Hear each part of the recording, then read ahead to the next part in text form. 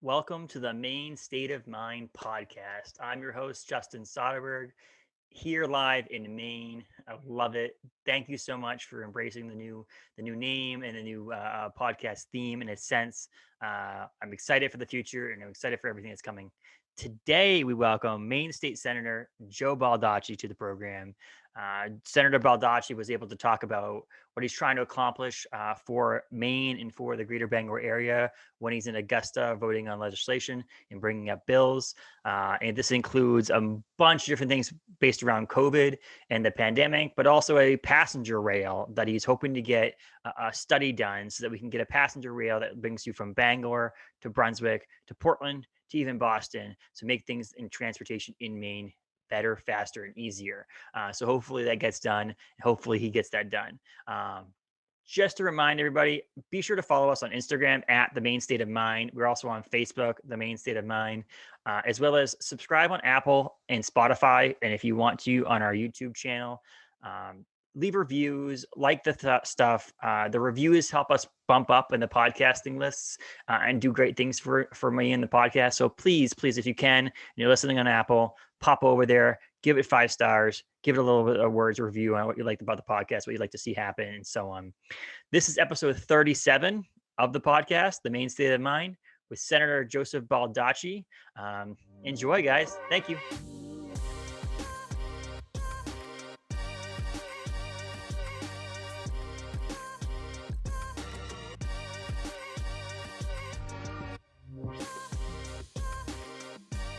How's it going, Joe? Very good. How are you doing, Justin? Thanks for having me on. Thanks for coming on. I'm doing well and trying to stay safe. Yeah. Working from home most of the time right now, and Yeah. it is. But you know how it is. Yeah. Congratulations on your wedding, and are you expecting? Yes, we are expecting. We're having a baby boy this Congratulations. summer. Thank you very much. We're really happy to Great. Yeah. That's our very COVID baby because we had nothing better to do during COVID, right? Well, It's that's yeah, good. we're really excited for that, and she's my wife Taylor is healthy and the baby's healthy, and so we're Well, all that's very great. happy. Thank you very Really. much. Yeah. As a That's father great. yourself, I appreciate that. Exactly. Actually saw you on Saturday morning. We got actually afternoon, I should say, pizza at the new Bangor sandwich shop Oh yeah. downtown Bangor, and you were leaving your office and you Oh crossed the yeah. crosswalk on State Street, and I was Yeah. like, oh no, he's too far away. Thanks for not running me over, Yeah, or you exactly. driving by. Yeah. Yeah. That's a good place to go for pizza. I was very impressed, honestly. Yeah. It's nice to have something different for pizza. Right. I think that a lot of the pizza in Bangor is great. It's just a Yeah. very similar style, and I think having Yeah. that Detroit style pizza is really good. So, Yeah. It was good. So. but Yeah, so I'm excited to be on. Obviously, things are busy mhm. with the legislature. Trying to do meetings by Zoom is challenging and different for people, but I think we're getting it done. So I'm on 2 different committees. I'm on Health and Human Services, which has oversight over the Department of Health and Human Services, which is a lot of different moving parts there. And I'm chairing the State and Local Government Committee, which deals with jurisdiction over local and county government administration, as well as the State Department of Financial Affairs, which and Administrative Services, which handles, it's like the accountant for the state of Maine. So we just had a meeting with the Commissioner Figueroa about state finances, and also we had a public hearing last week regarding a bill from Representative Rachel Talbot Ross from Portland, uh, seeking to require racial impact statements on any new proposed legislation. Obviously, there's a history of racial inequity in the state, and there's systemic racism pretty much, you know, everywhere, in our society. But the idea of this is that people can evaluate laws and to make sure that disparities are reduced or minimized or dealt with. I think we all know that we have a long ways to go in terms of education and awareness and attitudes. And, the COVID crisis is particular point because the racial disparity in terms of people affected in the state of Maine and elsewhere is disproportionately non-white population. So I think it's important that we understand all aspects of legislation, not just how it's going to affect us, but how it's going to affect everyone else in the state. So those are some of the things. We're also working on the supplemental budget, which the governor has presented. And one of the things that I worked on, voted on last week was to add money to the pay of direct care providers. There's over 10,000 what are called DSPs, or direct service professionals, that help care for elderly, disabled people in the state of Maine, and they work at or around minimum wage. And obviously, there's a labor shortage, so we have at least passed in Health and Human Services. We have to see where it goes with the rest of the legislature, but to provide a 25% rate increase for their pay to hopefully not lose more workers and to attract some additional workers. But it's a lot of things going on because of the pandemic and trying to prevent things from getting worse, basically, for a lot of people. It is interesting because I work from home now, so I have a TV above my desk that I've been watching a lot more news, and it's one of those things that I felt like until I hit my 30s that I didn't pay attention to what was going around in the world around me more than the past year. Basically, I mean, 34 now, but like the 2020 pandemic has made me think about everything and watching everything on the news, including the end of our former president's tenure and then into Biden's tenure as president. I've learned so much more, and one of those things was the racial imbalance, I should say, on vaccines and the way it's affecting the COVID crisis and so on. But I didn't really even it didn't even like come to my forefront until I started actually researching it. So it's nice to see people doing things to try to fix this, and you're doing what you can, obviously, with legislation. But also, we need to just change our attitudes and our minds on the whole thing too. I mean, Right. I think it makes for a better future for everybody when we have a more open and tolerant society. I think that actually, even from just an economic standpoint, attracting people here requires us to be open and tolerant of other cultures and other ways of doing things, particularly if we want to grow. We've had very stagnant populations, so we should be all over the idea of welcoming people and being tolerant and opening ourselves up to different cultures. I and I think think that's with the part of the pandemic, everything that's happened, from riots and to all that stuff. I think people it reinvigorated people that know that we're not past racism. That racism isn't something part of our past, but it's actually something that's currently happening. And I think a lot of that came to light this year, or for more broadly and more obvious to people graphically. that is an issue in this country. Yeah, yeah, absolutely. But in terms of main issues, I mean, we have our own economy. We got to keep floating and improving, and hopefully the Congress will pass an updated coronavirus relief bill, which would help state governments stabilize finances. So one of the things we try to avoid is cutting essential services like schools, police, fire, transportation. And that's why it's important to have some help from DC in order to stabilize the state's finances that way. Obviously, healthcare through the Department of Human Services, there's almost 400,000 people in Maine that are covered by Maine Care, which without it, there would be a huge hole in the safety net. And it's an important healthcare provider to so many. And that program, fortunately, even though it was expanded recently in 2019, the expansion was 90% paid for by the federal government, so that actually we are in a better financial, the budget for Maine Care is not really significantly increased, even though the number of people covered has increased. So that's a good thing. But in terms of the overall picture, we need to make sure that we're getting able to provide municipalities and school districts with sufficient monies to operate, and without laying off people would be key. The money thing, I mean, I deal with it on a daily basis at Orono Brewing Company now, and we're shut down to just to go and delivery beer Thursday, Friday, Saturday. Our kitchen's closed currently and all that. We opted to do it as a company for the safety of our employees and hopefully the guests that would come visit us.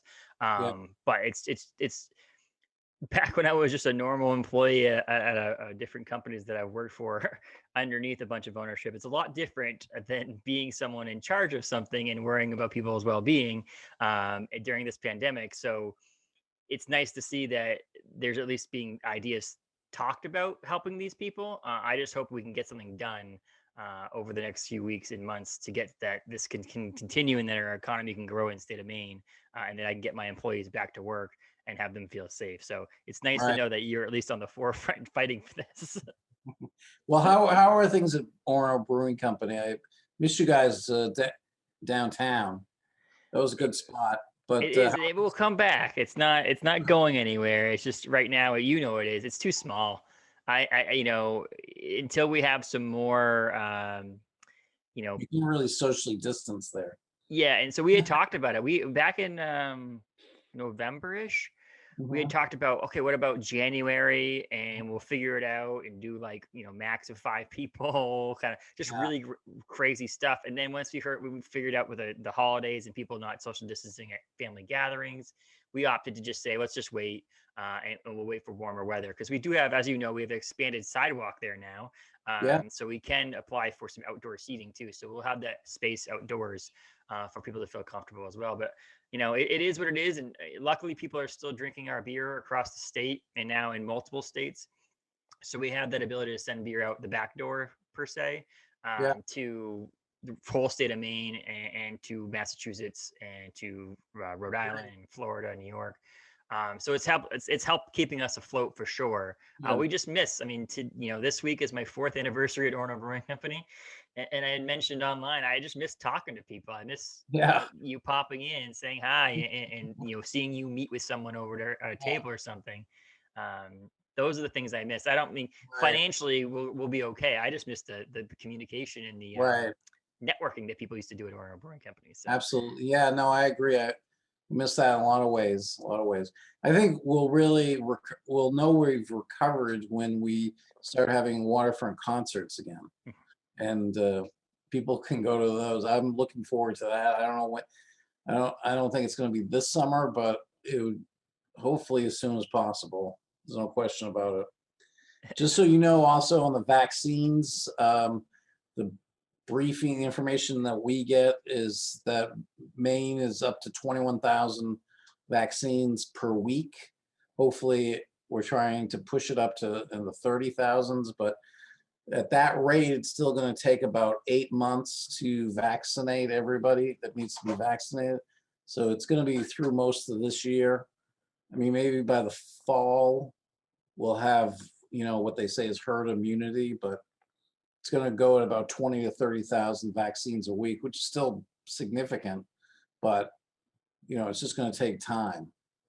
The Cross Insurance Center location is one of the successful mass vaccination sites in Maine. I can tell you from having talked to other state senators that we are far ahead of the curve in terms of a site like that in Bangor versus other locations around the state are not up and running. Places like York County do not have, which is a county that's actually has more people than Penobscot County, does not have a single mass vaccination site yet. Yeah, there are other places that are really behind us. So we're fortunate.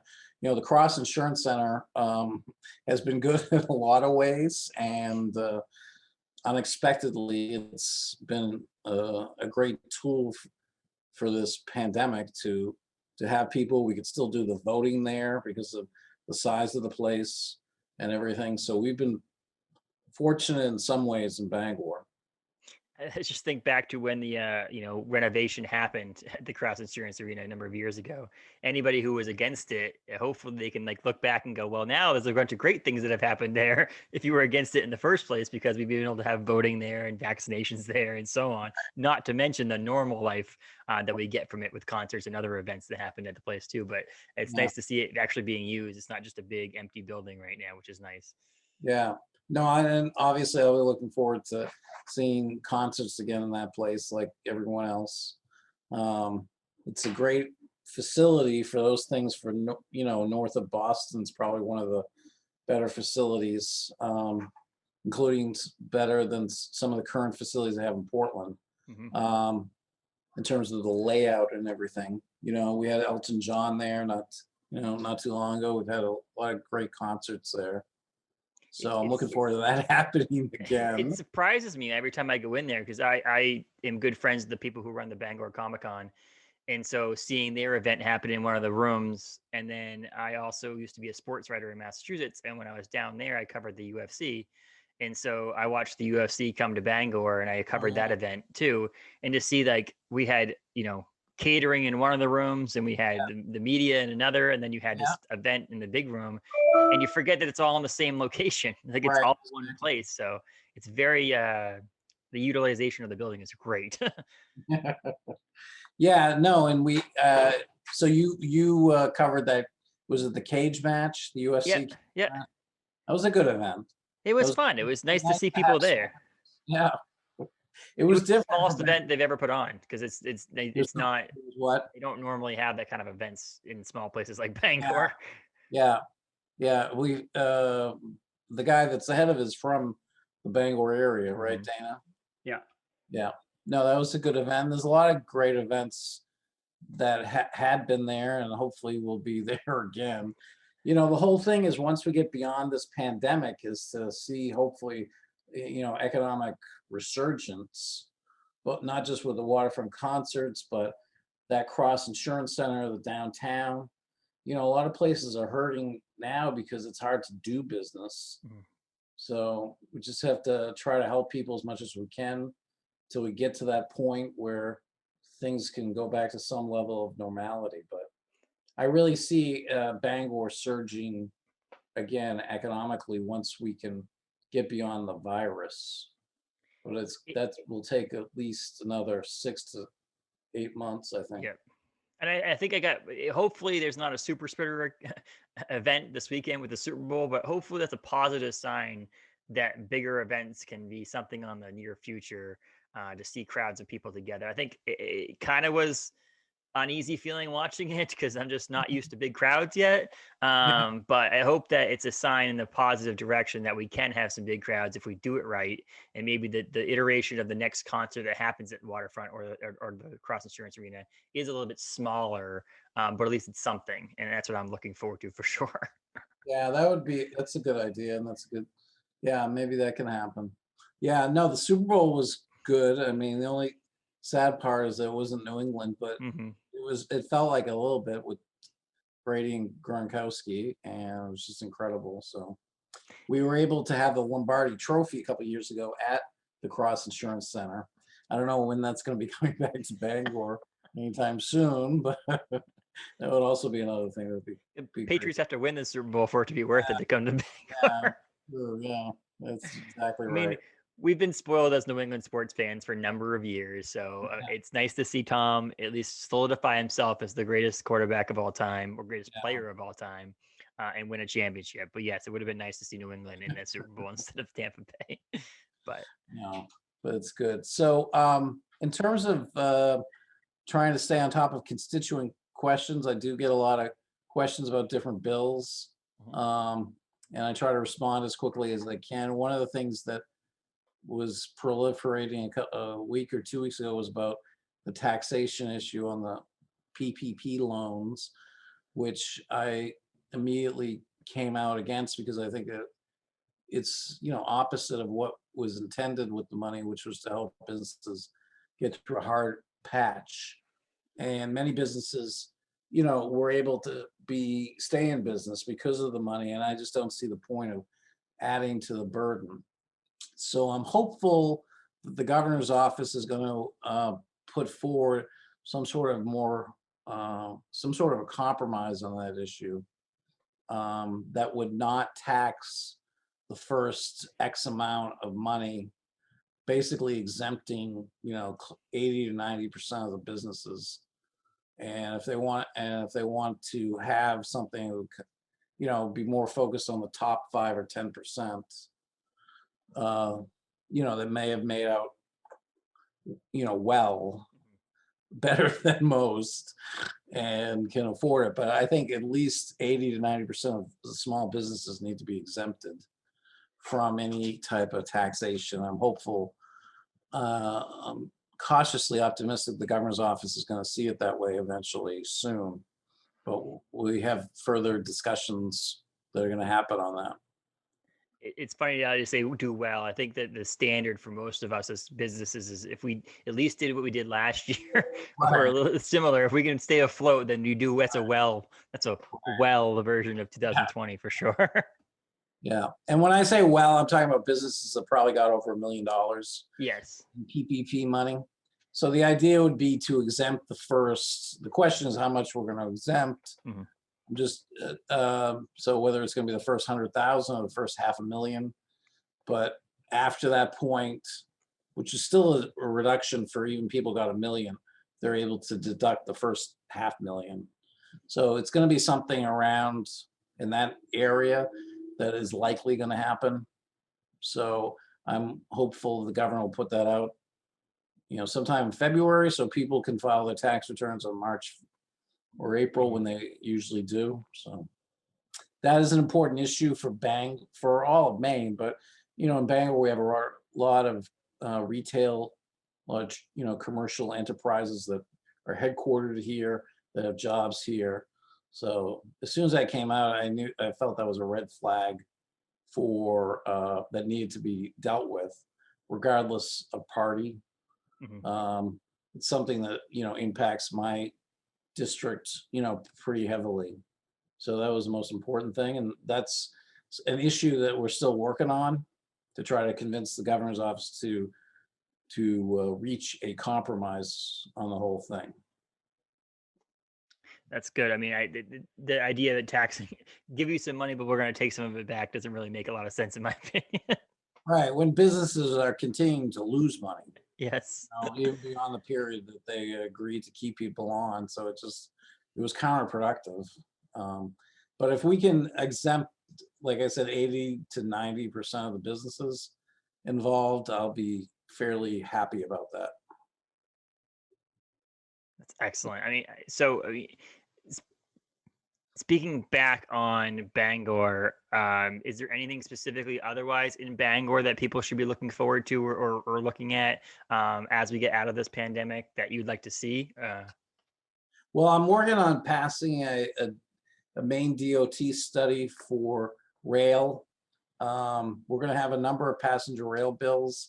There are going to be 2 passenger rail bills that focus on Portland and Lewiston. Portland and Lewiston are talking about a 50 or $60 million commuter rail proposal bond issue.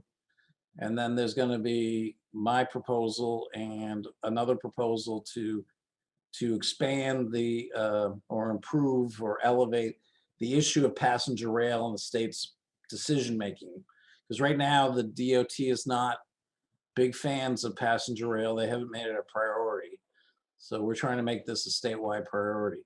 And I've said to the legislators from Portland and Lewiston that, we love to support your bills, but you need to support our bills too, and that rail needs to be a statewide thing, not just a regional thing if it's really going to help out the state. And I've gotten 7 co-sponsors. I've gotten Ben Chipman, who's a senator from Portland, who's on the transportation committee. So I have 4 members of the transportation committee that have told me or co-sponsored the bill. I'll need about 4 more to pass the bill and transportation, but I think I'm in a good position, hopefully.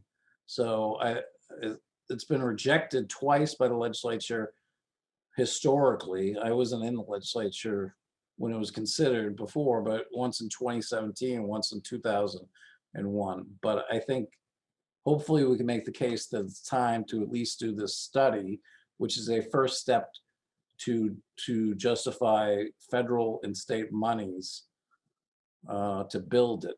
But it's a necessary first step. So I'm looking forward, hopefully, to have that conversation Mhm.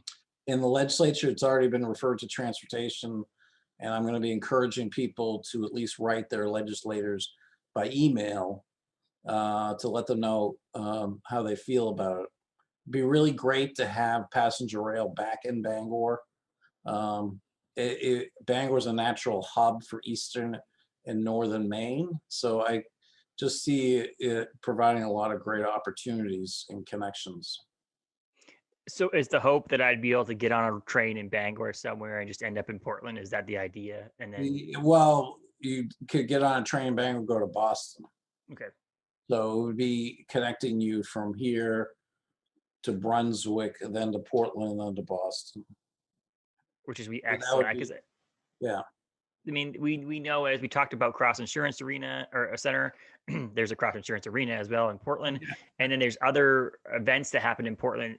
As I'm talking to Chris Rudolph from Waterfront Concerts yeah, this past summer, and talking about the size of events that Bangor can get with Waterfront Concerts, there's also some events that just have to happen in Portland, yeah, whether it's demographics of who comes to the shows or not. So there's a lot of times where there's back and forth on that. If we want people to come to an event in Bangor from yeah. Portland, it would be nice to be able to pop on a train and get up here, or the Well, opposite, to go to an event, or even to go to Boston, go to a Celtics game or whatever it may be. right. It Go to the Red makes a lot of Sox. sense. Yeah, yeah. If you could jump on a train, go to a Red Sox game, that would be great. And also, I do think it will make it easier for people from Portland to come up here for events Mhm. if they can take the train. For some reason, we track. I'm not sure the I-95. Sometimes we can travel south. Sometimes those people in Portland have a hard time driving north. But if we have a nice, efficient rail system, it would might give them some encouragement to come up here.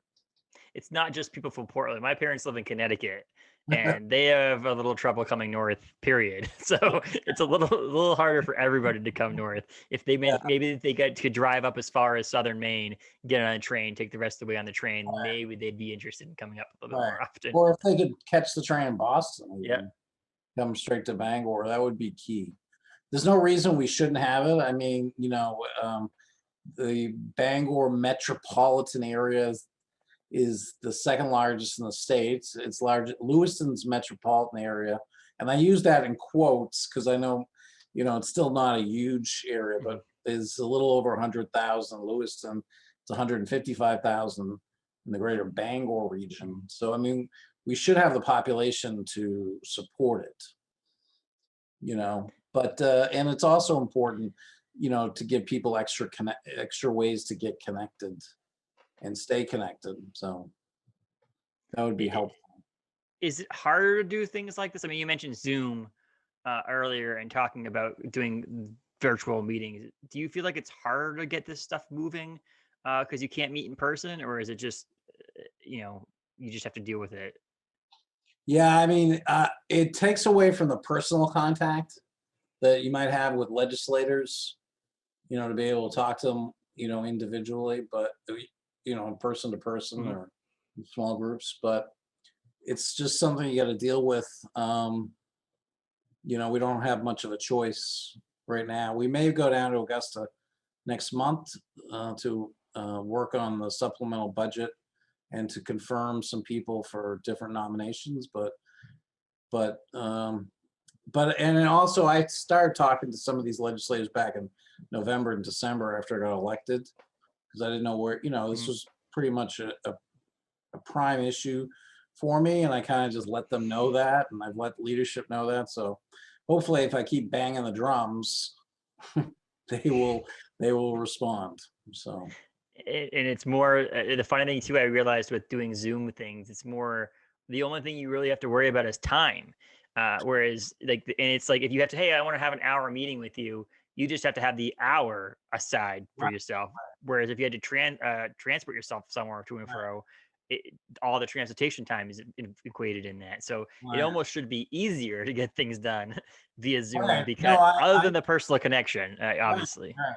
No, I think that they, as a legislature, we should learn how to incorporate some of the stuff in terms of permanently making things more efficient. I mean, there's no question that we can make a more efficient use of time by doing Zoom instead of requiring everybody to have to be in Augusta on a certain date. No, I And I felt totally. like that. I sat on the events committee for the Maine Brewers Guild for a number of years, and it stunk because most of the breweries in the state of Maine are in Portland. And so, if you had a meeting, we had to meet in Portland, and every once in a while, we'd get one in Augusta. And then I was one of the few people on the committee who worked a front facing position. So I was in the tasting room and restaurant most of the time. So they're like, let's have a meeting 4 o'clock on a Friday. And I'm like, that's when my shift starts. I can't do that. And so with the Zoom thing, it's like I ended up stepping away because I couldn't make any of the meetings. And so with Yeah, the Zoom and virtual meeting thing, I feel like if we could start doing more like that, that I'd have jump on committees again yeah, to make sure I can get some stuff done.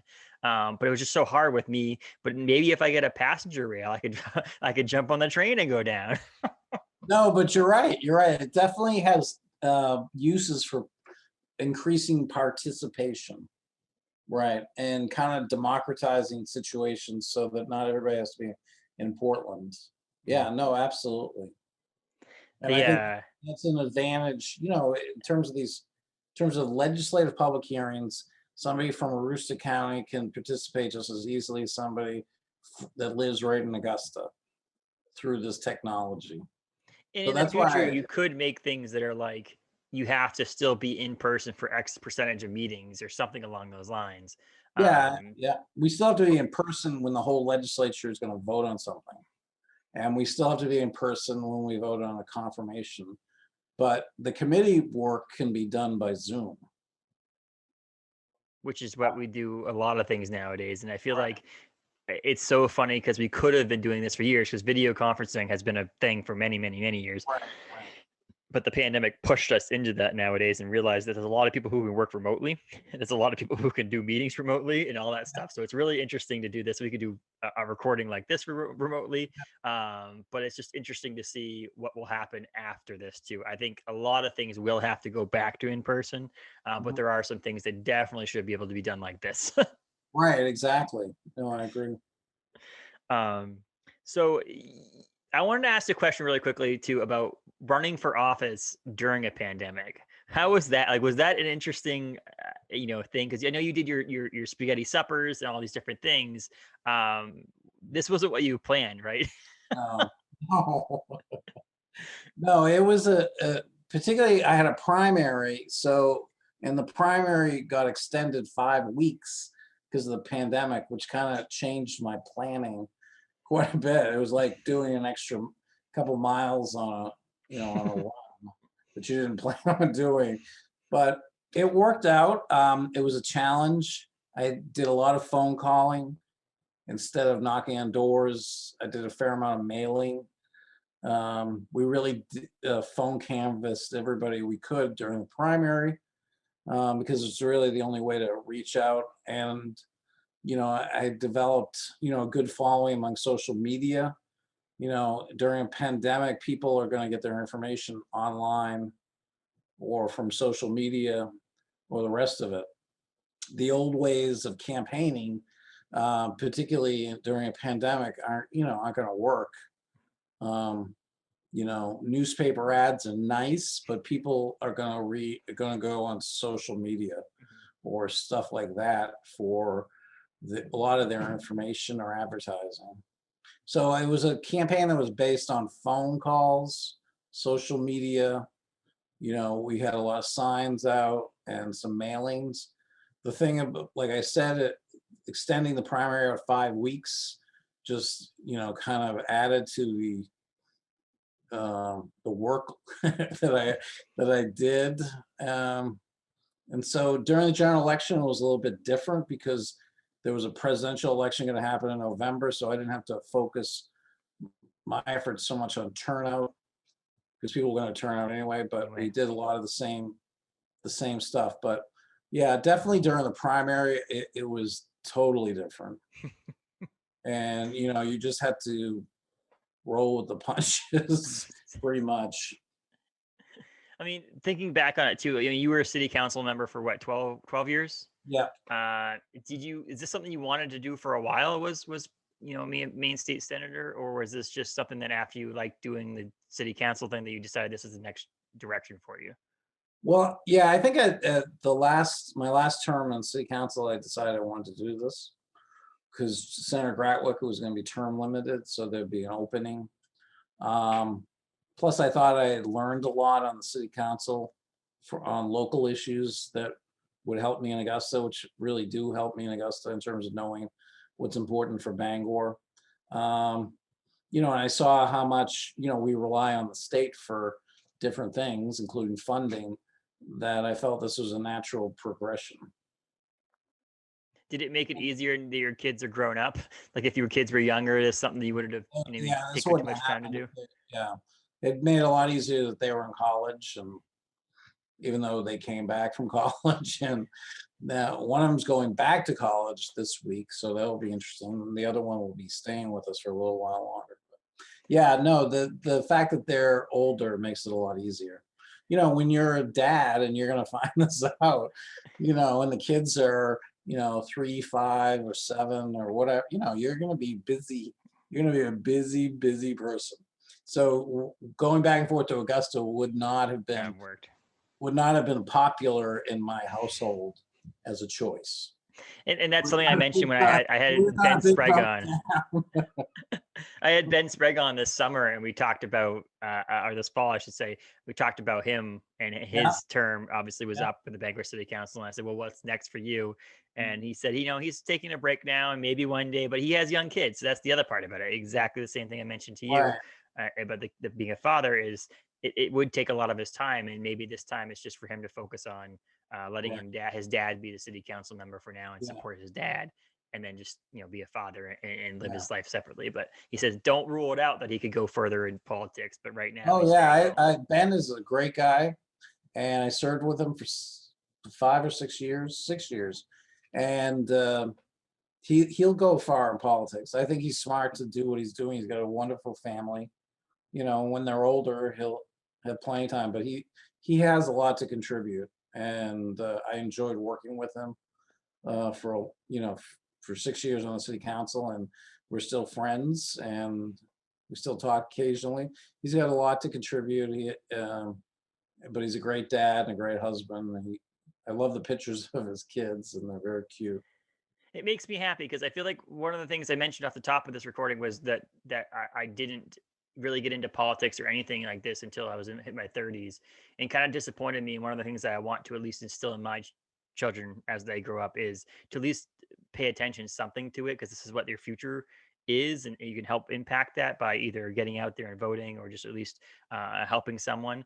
Um, but having someone like Ben, who is in his mid 30s, to be a city council member, and have that youthfulness, I should say, to him, it helps me know that someone even younger later on can be this person, and help get people into politics or get into at least what's going on in the world at a younger age. Because I would have loved to have known really what was going on when I was 21 than I do now. I'm 34, because I feel like I'm behind. I feel like there's a lot I've missed. There's a lot of things I could have done to help impact uh, elections, or just things in general. So I hope more younger people get into things like city council and smaller city offices and things like that, because I hope it can help the future of our Oh, country and our absolutely. state.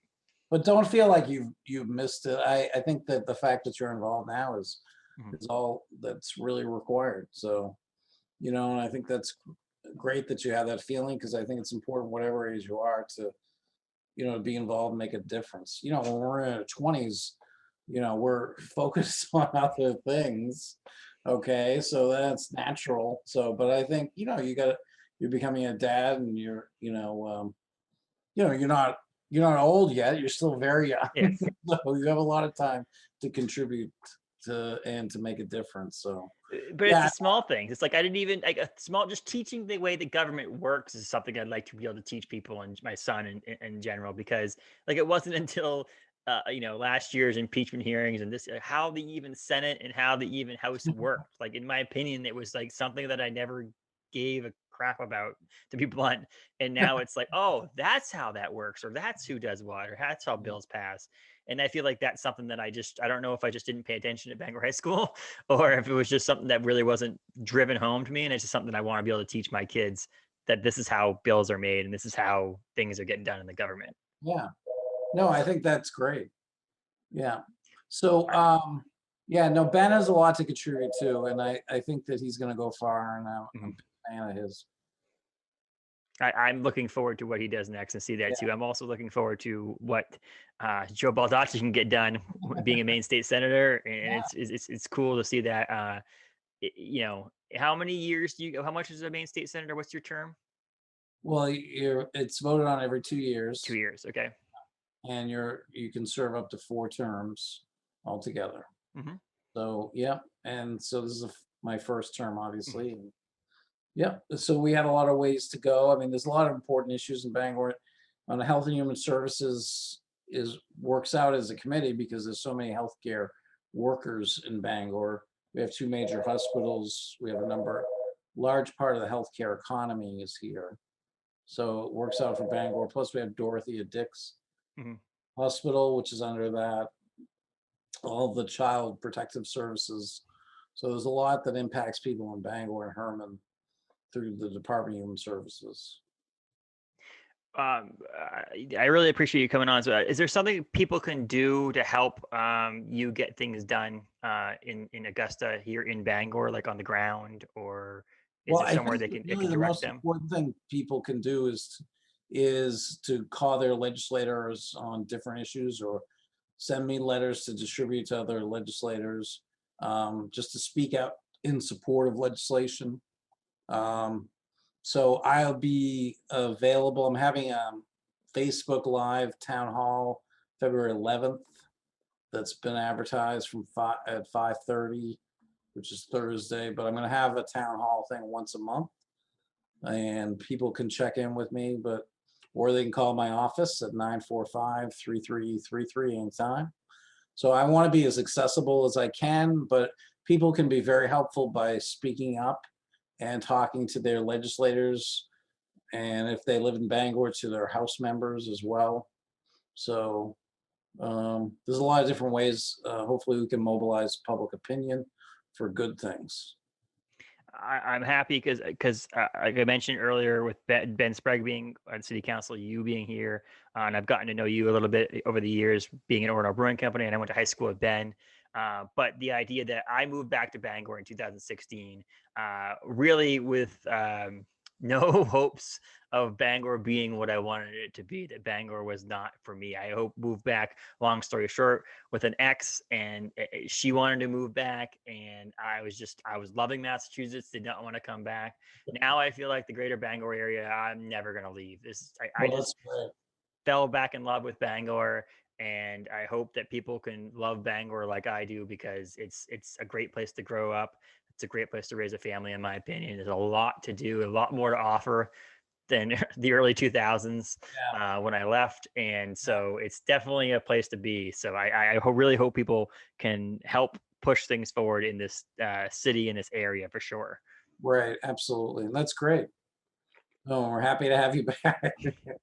I'm happy to be back. And I Keep couldn't, like brewing I that mentioned, beer. Keep brewing the beer, and people will continue to welcome you to town. yes, I'm not in a bad industry to have people like who I am, because I can give Absolutely. them beer. So Exactly. if I show up at places and I don't have beer, they're always like, why did you come?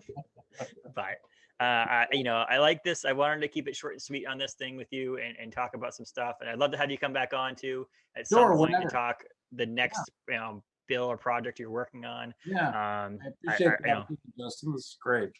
if I can, if I see you when I'm walking downtown Bangor at some point, I'll wave and try to get your attention this time. But so you can find Joe Baldacci. You have a Facebook page for your Maine State Senator as well. You can find that Yeah, online.